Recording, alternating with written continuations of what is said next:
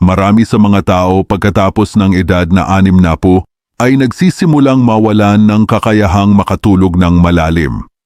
Sila'y sumubok na ng mga sleeping pill, sila'y sumubok na ng melatonin, sila'y sumubok na rin ng mga herbal tea, ngunit nanatiling maikli at hindi mapalagay ang kanilang tulog. Tuwing umaga, nagigising sila na parang hindi sila nagpahinga kahit kailan. Ang maaaring magpakagulat sa iyo ay ang isang pamilyar na sangkap sa iyong kusina na maaaring siyang susi upang ganap na baguhin ang kalidad ng iyong pagtulog, ang kamatis. Ito ay hindi lamang isang sangkap para sa pagluluto o paggawa ng salad. Sa loob ng mahabang panahon, kilala ang kamatis bilang isang pagkaing sagana sa sustansya na tumutulong sa katawan na labanan ang oksihenasyon, protektahan ang puso, papagandahin ang balat, at lalo na suportahan ang pagtulog salamat sa natural na melatonin na taglay nito. Ngayon kinumpirma na rin ng agham na ang melatonin kasama ng lycopene at mga bitamina sa kamatis ay maaring makatulong sa katawan na mag-relax, magpababa ng pamamaga, patatagin ang presyon ng dugo, at natural na magpasimula ng proseso ng pagtulog ng malalim nang hindi kailangan ng gamot. Sa video na ito, ibabahagi ko sa inyo ang 3 simpleng paraan kung paano gamitin ang kamatis sa sarili ninyong bahay upang mapabuti ang inyong pagtulog. Lahat ay madaling gawin, ligtas at epektibo. Lalo na ang paraang numero 1, hindi lamang tutulong sa iyong makatulog ng mahimbing, kundi susuporta rin sa paggaling ng pangkalahatang kalusugan. Kung mahalaga sa iyo ang pagtulog, siguraduhing panoorin ito hanggang sa dulo upang hindi mo makalimutan ang pinakamahalagang bahagi. Kung naghahanap ka ng isang natural na solusyon para sa mas mahusay na pagtulog, i-click na ang subscribe at buksan ang notification bell ngayon din upang sa tuwing magbabahagi ako ng bagong paraan, ikaw ang una mong malalaman. Bago tayo magpatuloy sa 3 paraan ng paggamit ng kamatis, kailangan nating maunawaan kung bakit makakatulong ang kamatis upang magkaroon ka ng malalim at mapayapang pagtulog. Ang kamatis ay hindi lamang isang pamilyar na prutas sa hapagkainan, kundi isa ring tahimik na kaibigan na tutulong sa iyong pagtulog na maging mas malalim at tuloy-tuloy. Ang unang espesyal na punto ay ang kamatis ay naglalaman ng natural na melatonin, isang hormone na kumokontrol sa biological clock at siklo ng pagtulog. Kapag ang melatonin ay na-supply ng regular, ang katawan ay tumatanggap ng malinaw na senyales na oras na upang magpahinga, tinutulungan kang makatulog ng mas malalim at babangon ng mas madalang sa gabi. Bukod sa melatonin, ang kamatis ay kilala sa napakataas na antas ng lycopene nito na nasa mga 4,000 at 100 mikrogramo bawat 100 gramo. Ang lycopene ay isang malakas na antioxidant na ipinakita ng maraming pag-aaral na nakakapagprotekta sa puso, nakakapagpababa ng pamamaga, at nakakalaban sa pinsala mula sa free radicals. Para sa mga nakatatanda, ang pagpapababa ng pamamaga at pagpapatatag ng funksyon ng puso ay napakahalaga dahil ang mga problemang ito ay kadalasang hindi direktang sanhi ng nagugulong pagtulog. Higit pa rito, ang kamatis ay nagbibigay ng isang serye ng mga mahahalagang sustansya para sa nervous at circulatory system. Partikular, bawat 100 gramo ng kamatis ay naglalaman ng mga 27.2 mg ng vitamina C na nagpapataas ng immunity at nagpapabuti ng pagsipsip ng iron. 260 mg ng potassium na tumutulong na patatagin ang presyo ng dugo at suportahan ang aktibidad ng kalamnan ng puso. At beta-carotene, isang precursor ng vitamina A na gumaganap ng papel sa pagprotekta ng mga mata at pagpapanatili ng nerve function. Ipinakita ng mga pag-aaral sa nutrisyon para sa mga nakatatanda na ang dieta na mayaman sa lycopene at melatonin ay direktang nauugnay sa mas mahusay na kalidad ng pagtulog, lalo na ang kakayahang makatuloy ng tuloy-tuloy ng hindi nagigising ng maraming beses. Lalong pinatututuhanan nito na ang pagdaragdag ng kamatis sa iyong hapunan ay isang simpleng ngunit epektibong pagpipilian. Ang kamatis ay madali ring ihanda at maraming paraan ng pagkonsumo kung kakainin sa tamang oras, mga 1 hanggang 2 oras bago matulog. Hindi ito magdudulot ng kabigatan sa tiyan at tutulong sa katawan na mag-relax ng dahan-dahan. Handa na para sa isang malalim at nakapagpapasiglang pagtulog. Kung handa ka na, magsimula tayo sa unang paraan sa listahan. Ikatlong paraan, mabisang paraan para mas relax sa gabi. Ito ay isang napakasimpleng paraan ngunit nakatutulong upang matanggap ng katawan ang lahat ng pinakamagandang benepisyo ng kamatis. Maaring magulat ka na, ang simpleng pagbabago lang sa paraan ng pagkain ng kamatis sa gabi ay maaaring magdulot ng mas maginhawa at tuloy-tuloy na tulog pagkalipas lamang ng ilang gabi. Ang paraan na ito ay ang pagkain ng hilaw na kamatis. Ang pagkain ng sariwang kamatis ay nakatutulong upang mapanatili ang natural nitong lasa kasama ang mga micronutrient na madaling mawala kapag ito ay niluto. Bukod sa magandang epekto sa pagtulog, ang pamamaraang ito ay nagdudulot ng maraming pang-ibang benepisyo sa kalusugan. Maraming tao ang nakapansin na kapag pinanatili nila ang ganitong gawain, umigi ang kanilang paningin, suminag at gumanda ang kutis ng kanilang balat at mas magaan ang pakiramdam ng katawan dahil sa stable na blood sugar at mas madaling pagkontrol ng timbang. Ipinakita rin ng ilang pag-aaral sa nutrisyon sa Europa na ang mga madalas kumain ng sariwang kamatis sa gabi ay mas madaling makatulog, mas deep ang tulog, at mas bihising gumising sa kalagitnaan ng gabi. Kinabukasan, mas pakiramdam nila ay mas fresh ang isip at hindi antok-antok. Maaring ito ay dahil sa kombinasyon ng fiber, mineral, at ang refreshing na lasa ng kamatis na nakakapagpakalma sa nervous system. Kaya naman mas relax ang buong katawan bago makatulog. Ang pamamaraan ay napakasimple. Pumili ng hinog, pula at makatas na kamatis, hugasan itong mabuti, at kaining diretso o ihalo sa isang green salad para mas masarap at varied ang meal. Ang mainam na oras ay mga 1 oras bago matulog na may katamtamang dami ng 1 hanggang 2 kamatis. Kung nais mong mapataas ang absorption ng fat-soluble na nutrients, maaari mo itong isabay sa kaunting extra virgin olive oil. Kung gusto mong subukan ang pagkain ng hilaw na kamatis mamayang gabi, mag-comment ng, "Oo, alam kong handa ka nang simulan ang iyong paglalakbay patungo sa natural na mas malalim na tulog." Matapos nating malaman ang simple at mabisang paraan ng pagkain ng hilaw na kamatis, magtungo naman tayo sa isa pang option na mas madaling inumin at mabilis maabsorb ng katawan ang nutrients.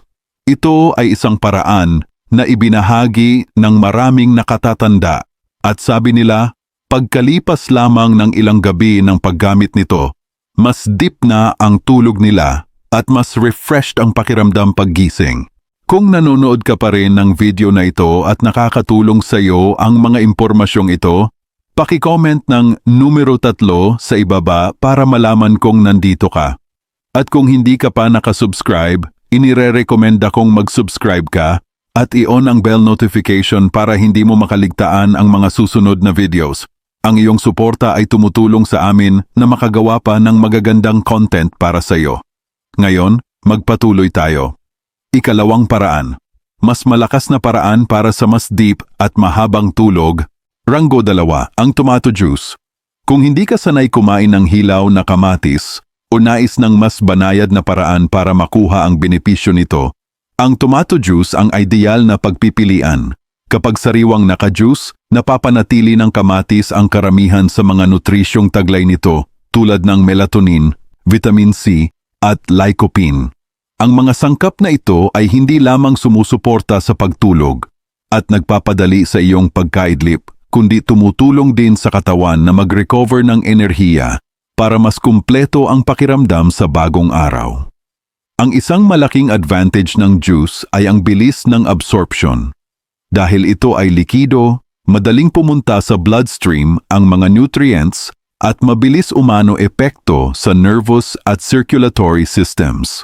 Maaari kang mag-juice ng mga 100 at 50 hanggang 200 gramo ng hinog na kamatis gamit ang isang slow juicer upang mapanatili ang buong lasa at micronutrients. Kung nais, maaaring magdagdag ng kaunting purong honey para sa tamis o ilang dahon ng mint para sa malamig at nakaka-relax na sensasyon. Isang pag-aaral sa Japan noong 2022 ang nagsabing ang mga uminom ng tomato juice sa gabi ng tuloy-tuloy sa loob ng 3 linggo ay significant na umigi ang kalidad ng tulog, nabawasan ang oras ng pagtos at turn bago makatulog, at tumaas ang tagal ng kanilang deep sleep. Hindi lamang iyon, napansin din nila na mas makinang at smooth ang kanilang balat, umigi ang paningin, at mas malusog ang pakiramdam paggising. Uminom ng juice mga 1 hanggang 2 oras pagkatapos ng hapunan. Ito ang mainam na oras para tapos na ang pagtunaw ng kinain habang naaabsorb pa rin ang nutrients mula sa kamatis bago matulog. Isang maliit na paalala, huwag gumamit ng mga hilaw o murang kamatis para sa pagjujuice dahil maaari itong magdulot ng pananakit ng tiyan at iwasan ang pag-inom ng sobrang dami ng isang upuan para maiwasan ang kabag. Kung naghahanap ka ng inumin na masarap at nakakatulong para sa deep na tulog, ang tomato juice ay talagang dapat mong subukan mamayang gabi. Kung sang-ayon ka, mag-comment ng mga salitang deep sleep upang malaman ng lahat at masubukan kasabay mo. Kung ang tomato juice ay ang banayad at refreshing na pagpipilian, ang huling pamamaraan naman ay nagdudulot ng mas mainit at malalim na pakiramdam ng relaxation para sa buong katawan. Ito ay hindi lamang isang pagkain, kundi isang gawain sa gabi na nakatulong sa maraming nakatatanda upang makatulog ng mahimbing at walang kahirap-hirap. Kung nanonood ka pa rin ng video na ito at nakakatulong sa iyo ang mga impormasyong ito, paki-comment ng numero 2 sa ibaba para malaman kong nandito ka. At kung hindi ka pa nakasubscribe, inirerekomenda kong mag-subscribe ka at i-on ang bell notification para hindi mo makaligtaan ang mga susunod na videos. Ang iyong suporta ay tumutulong sa amin na makagawa pa ng magagandang content para sa iyo. Ngayon, magpatuloy tayo. Unang paraan, pinakamabisang pantulog na remedyo gamit ang kamatis para sa mga senior, ang mainit na sabaw ng kamatis. Maraming nutrition expert ang nagrerekomenda na pagkapasok ng edad 60, ang isang mangkok ng mainit na sabaw ng kamatis sa gabi ay maaaring maging isang magandang regalo para sa nervous system at sa pagtulog. Kapag ang mga kamatis ay niluto kasama ng sibuyas, bawang at isang maliit na halaga ng olive oil, ang lycopene ay mas nagiging epektibong mailalabas at masipsip ng katawan salamat sa mga healthy fat mula sa mantika. Ang kombinasyong ito ay hindi lamang nagpapataas ng antioxidant at anti-inflammatory na epekto, kundi tumutulong din na mag-relax ang mga blood vessel at mapababa ang heart rate bago matulog. Ang maganda sa sabaw na ito ay ang mainit na sensasyong kumakalat sa bulong katawan. Kapag kinain mga 1 oras bago matulog, ang bayanad na init ay tumutulong sa katawan na lumipat sa isang relaksadong estado. Samantalang ang bango mula sa sibuyas at bawang ay nakakapagpagaan ng tensyon sa isip. Marami ang nagsasabi na pagkatabas lamang ng ilang gabi ng pagpapanatili ng ganitong gawain, hindi na sila gumugulang sa kama ng matagal, sa halip ay natural na at mas malalim na ang pagtulog. Isang ulat mula sa University of Naples sa Italy ang nagpansin na ang pagkain ng hapunan na may mainit na sabaw ng kamatis na mayaman sa lycopene ay nakakapagpabuti sa tagal ng malalim na tulog.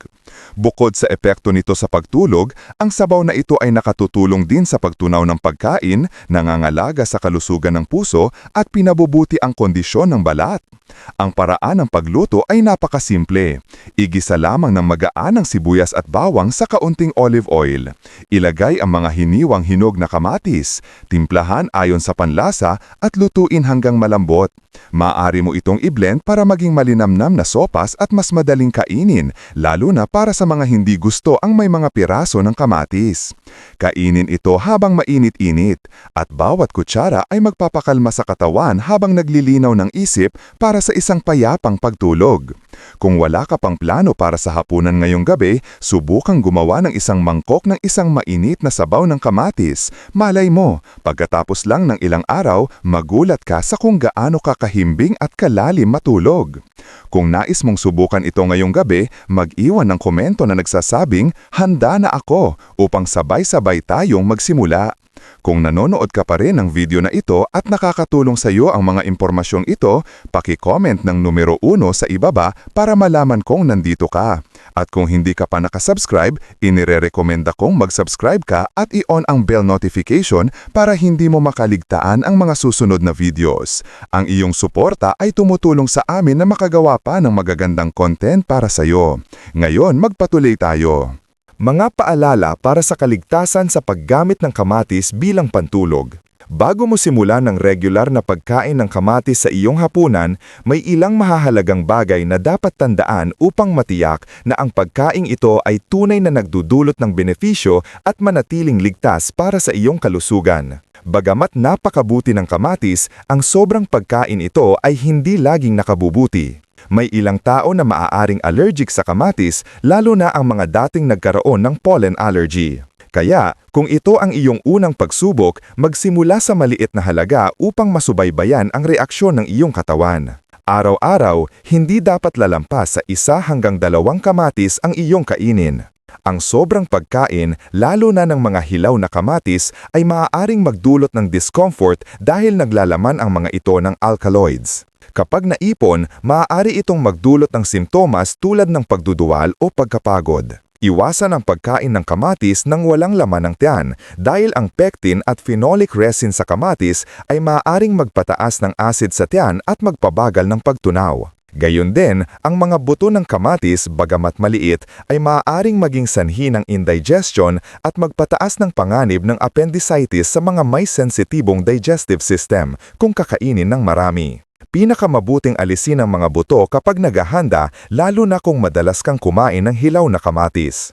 At pinakamahalaga, laging bumili ng kamatis mula sa mapagkakatiwalaang pinagmulan at hugasan ng mabuti bago kainin upang maalis ang lahat ng dumi at residue ng chemical. Kapag isinaalang-alang mo ang mga paalalang ito, ang kamatis ay magiging isang magaling na kasama na tutulong sa iyong makatulog ng mas mahimbing at manatiling malusog araw-araw. Ang kamatis ay hindi lamang isang pamilyar na bahagi ng pang-araw-araw na pagkain, kundi isa ring likas na regalo para sa kalusugan pagkapasok ng edad 60. Mula sa pagprotekta sa puso at pagpapaganda ng balat hanggang sa pagsuporta sa malusog na paningin at lalo na sa pagtulong sa iyo na makatulog ng mas mahimbing salamat sa natural na melatonin na taglay nito, ang prutas na ito ay tunay na karapat-dapat na mapabilang sa iyong panggabing menu. Hindi mo kailangang baguhin ang iyong mga nakagawian ng husto. Pumili lamang ng isa sa 3 simpleng paraan, ang pagkain ng hilaw na kamatis, pag-inom ng katas nito, o pag-enjoy sa isang mangkok ng mainit na sabaw ng kamatis, at panatilihin ito ng ilang magkakasunod na gabi. Hayaan mong maramdaman ng iyong katawan ang pagkakaiba, ang mabilis na pagtulog, ang mas malalim na pag-idlip, at ang paggising sa umaga na may malinaw na isip at masiglang pangangatawan. Ang magandang tulog ay hindi nagmumula sa swerte, kundi sa mga tamang pagpili para sa iyong katawan. Ang kamatis ay maaaring isang maliit na pagpipilian, ngunit maaari itong magkaroon ng malaking epekto, na tutulong sa iyo hindi lamang makatulong ng mas mahimbing, kundi manatiling mas malusog sa bawat araw. Kung nasubukan mo na o balak mong subukan ang isa sa mga pamamaraang ito, mag-iwan ng komento para ibahagi ang iyong karanasan. Ang iyong kwento ay maaaring maging inspirasyon para sa iba upang muling maranasan ang isang buo at mapayapang tulog sa gabi. Kung nagustuhan mo ang video na ito at nakatulong ito sa iyo, mangyaring i-like, mag-subscribe at i-share. Ang inyong suporta ay tumutulong sa amin na patuloy na gumawa ng magagandang content upang kayo ay mabigyan ng kaalaman at inspirasyon. Salamat sa panonood at inaasahan naming makita kayo sa susunod na video.